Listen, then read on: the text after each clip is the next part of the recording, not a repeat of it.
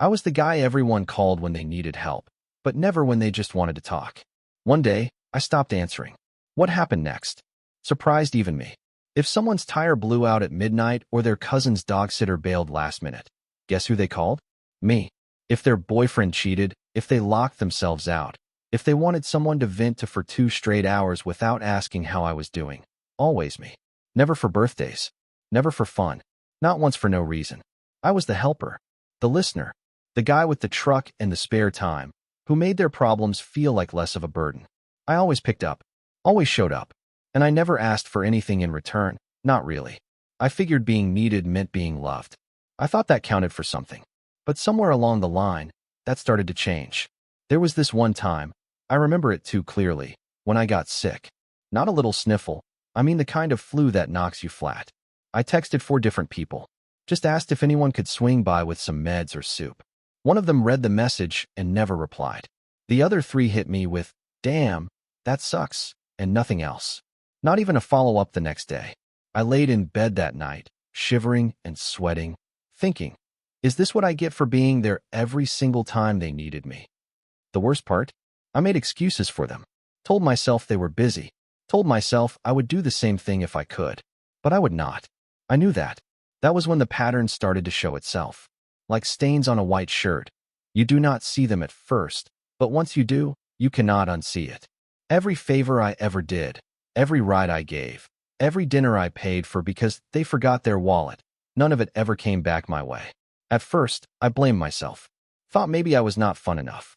Maybe I gave off this vibe like I did not need anything. Maybe I made it too easy. But the truth? I was just convenient. It is funny how people can love what you do for them and not love you at all. And then came the breaking point. Quiet, small. You might even call it petty. But it was the moment everything clicked. And after that, I stopped saying yes. I will tell you what happened. But first, let me take you back to a few of those so-called friendships. The ones that looked like loyalty until you looked closer. There was this guy, Marcus. I had known him since college.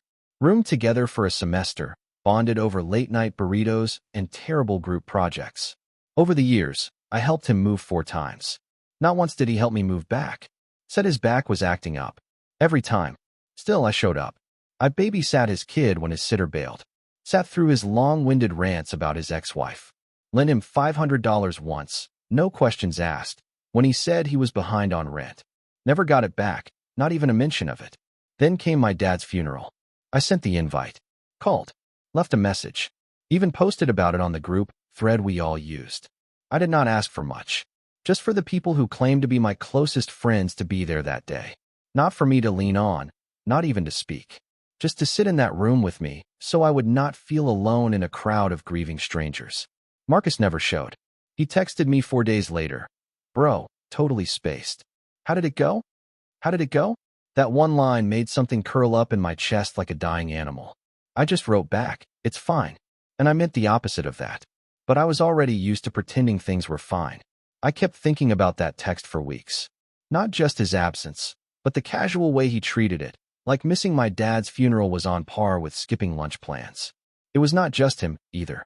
Becca, a friend I helped move across the country, literally drove the rental truck from Ohio to Texas. Once called me at 2 a.m., crying about a guy ghosting her. I stayed on the phone with her for 2 hours until she fell asleep. When my birthday rolled around, she liked the Facebook post, and that was it. Did not even text. I had this moment one night where I opened my contact list, scrolled through all these names I had collected over the years, and just stared. And a question hit me. If I stopped calling, who would notice? Not many, I figured. But I was wrong. Because when I finally did disappear, quietly, no drama, people noticed. And some of them, they did not like it. But before we get there, let me tell you what finally pushed me over the edge. It was not a blow-up. It was not even loud.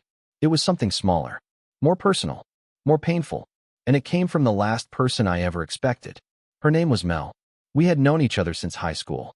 Not together or anything. Just one of those friendships that somehow lasted through different cities, different jobs, different versions of ourselves. I had feelings for her once, a long time ago. I never said it. Figured she knew. She never brought it up, and over the years I learned how to bury that stuff deep enough to pretend it never existed. We kept in touch, though. Every couple of months, she would pop in. sometimes with a funny meme, sometimes just a "hey stranger" text at midnight when she was tipsy. But mostly, she reached out when she needed something. A ride after a bad date, help fixing her leaky sink, someone to talk to after her boyfriend cheated again. I always showed up. Every time. Because somewhere inside me, I still hoped maybe one day she would call just to say, "How are you?" She never did. Then, a few months ago, she hit me up out of nowhere. Said she was going through something. I could tell she had been crying, voice all cracked and distant. Said she needed a place to crash for a night or two. Her ex had moved out and taken the couch, and her apartment felt too empty. So of course I said yes. She showed up at my place with a duffel bag, and this looked like the world had kicked her teeth in. I let her have my bed, slept on the couch, made her breakfast, let her vent. For 3 days. By the 4th day, I noticed something. She had stopped saying thank you. Not out of rudeness, but more like she expected it. Like kindness from me was the air she breathed, necessary, constant, unappreciated. That night, I got home from work and saw a bunch of takeout boxes on the counter and 2 wine glasses in the sink. One of them had lipstick. And when I turned the corner, there she was, curled up on my couch with some guy. Laughing. Laughing like none of the last 3 days had happened. She saw me and just said, "Hey, hope you don't mind. This is Brandon.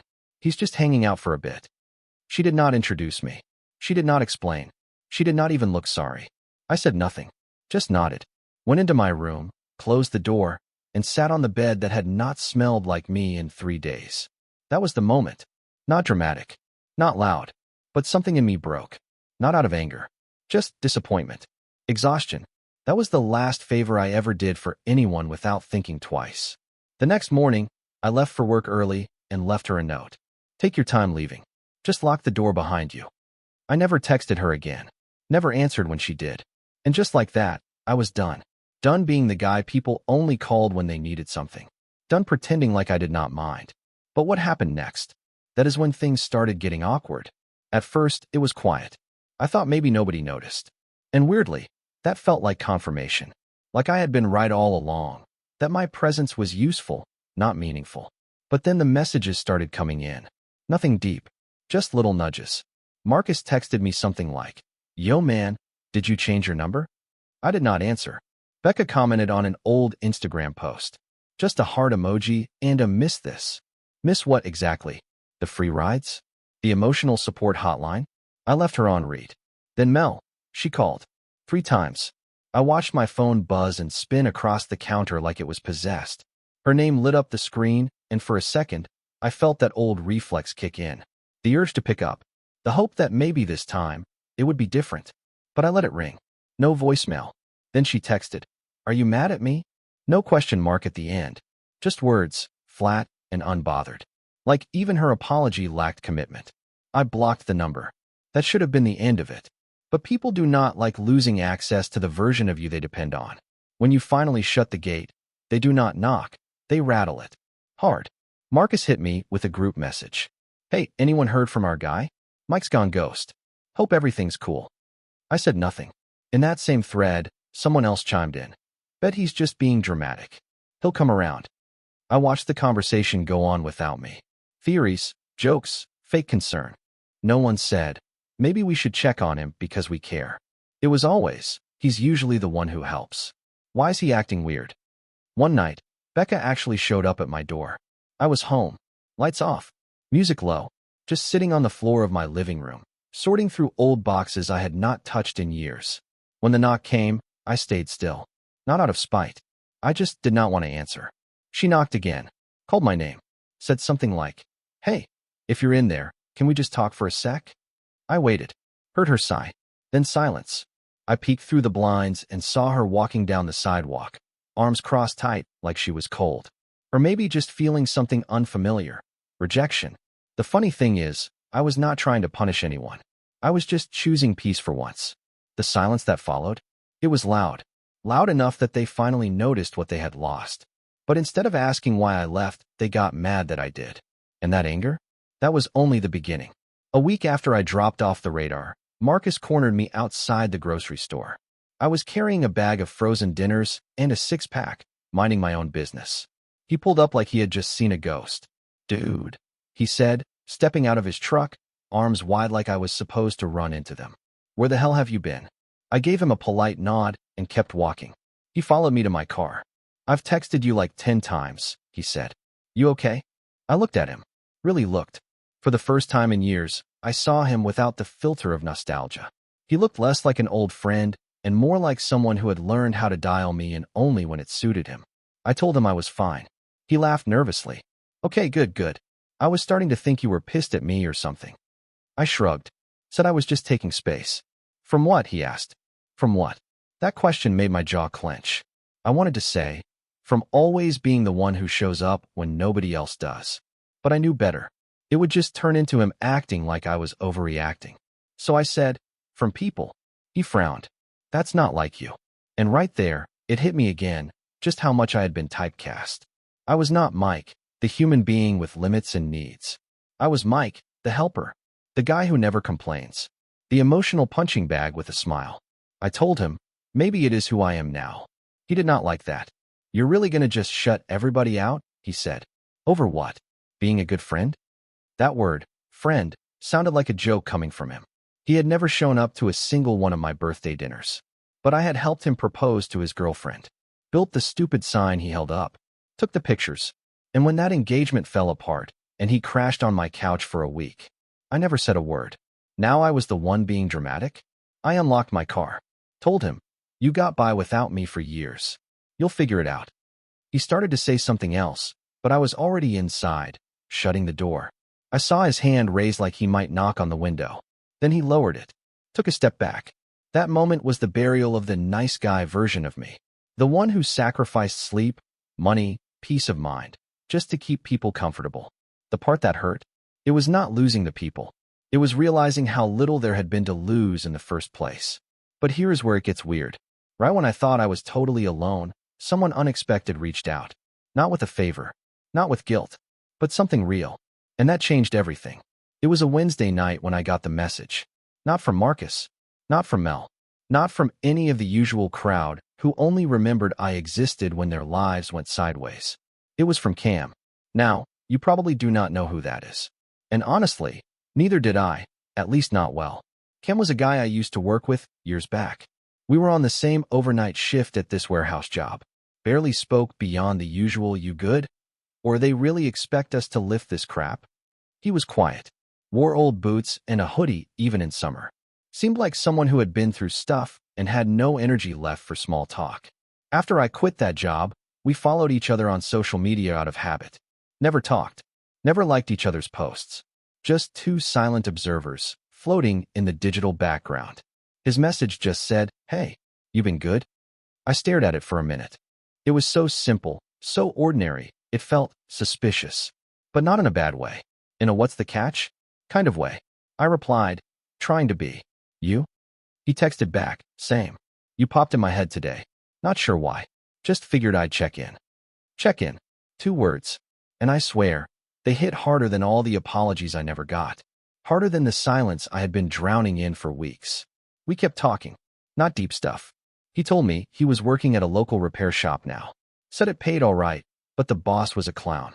Asked if I still played guitar. I had forgotten I ever mentioned that. Then he said, there's an open mic this weekend. You should swing by. Or not. Just thought I'd say it. I do not know what made me go. Maybe it was the quiet way he said it. No pressure. No expectation. Just an open door. The bar was small. Low ceiling, sticky floors. The kind of place that always smells like beer no matter how early it is. Cam spotted me the second I walked in and gave me a nod. Not a big wave. Not some grand gesture. Just a nod. We talked more after that. Then again the next week. And the week after. There was no neediness. No one keeping score.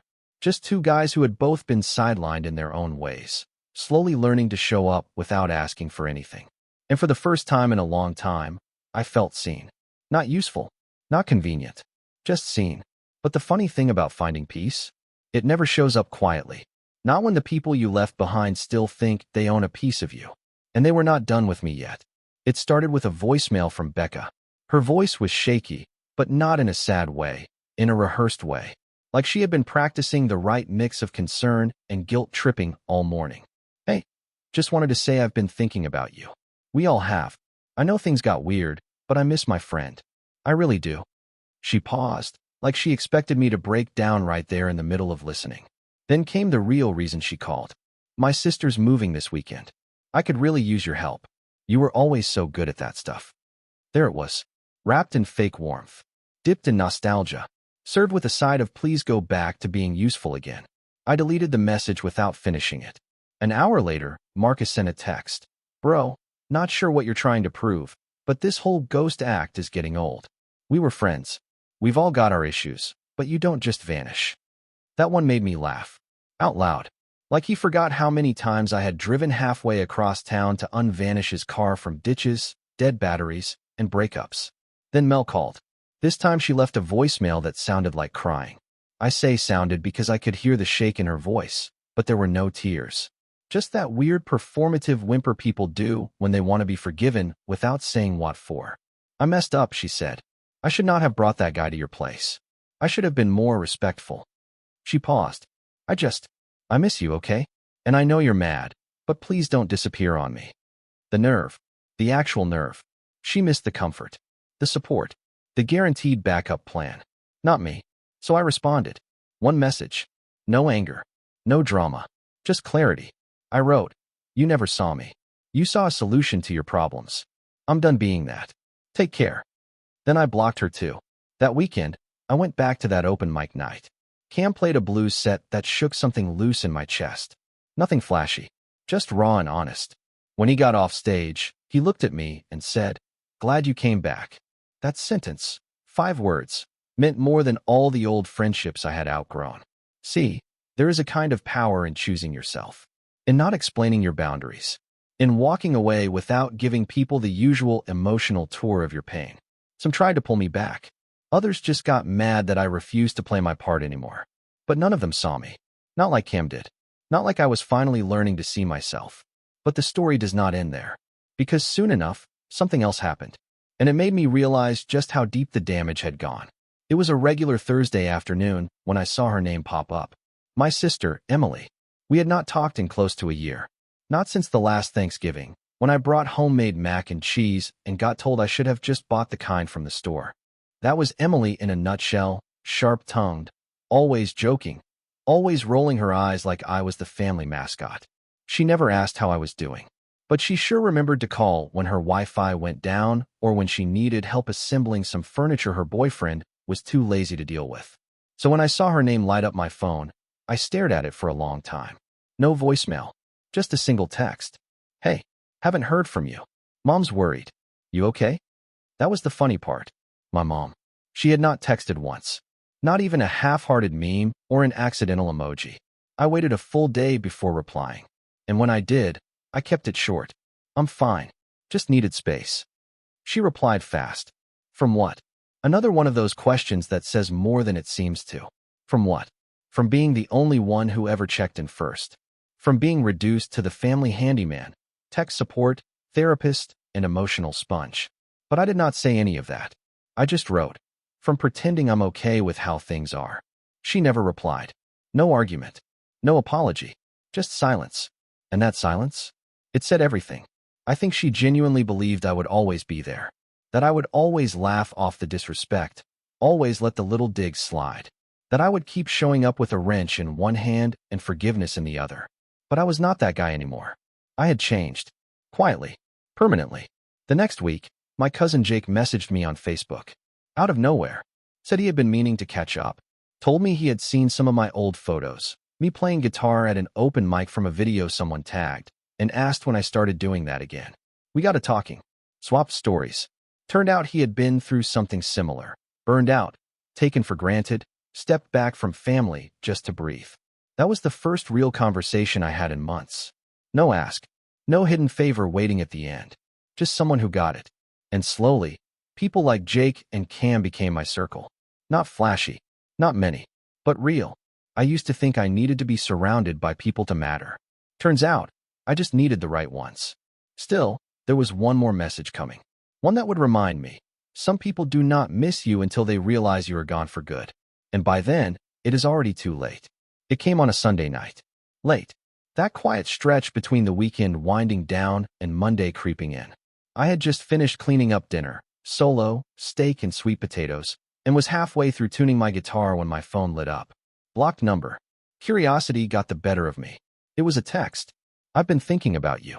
I miss you. I didn't realize how much you held us together until you weren't around anymore. Can we talk? I stared at the screen, scrolling back up even though it was only a single message.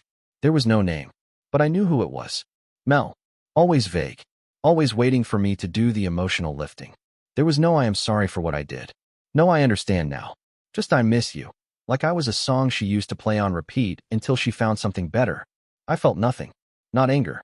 Not hope. Just done. I did not respond. I did not block her again either. I just let the message sit there, unread, unsent, unfinished.